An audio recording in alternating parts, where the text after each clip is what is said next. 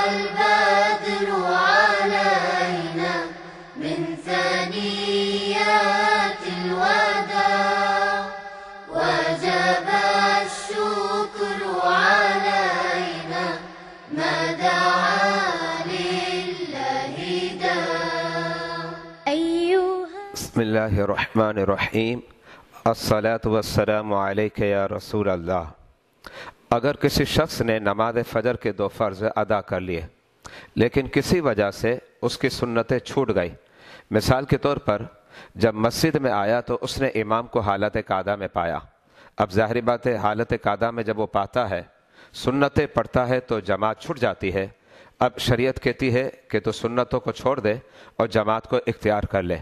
اس کے بعد جب فرض ادا کر چکا، وقت فجر باقی ہے، تو کیا اس وقت میں وہ سنتیں ادا کر سکتا ہے؟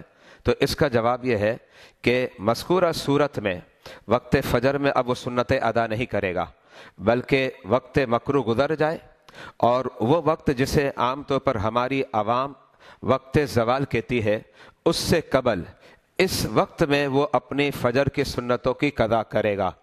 یہ مسئلہ فقہاء کرام نے بخاری شریف کی حدیث سے اخذ کیا ہے اور وہ حدیث نمبر ہے 586 جس کے راوی حضرت سید ابو سعید خدری رضی اللہ تعالی عنہ کی ذات ببرکت ہے.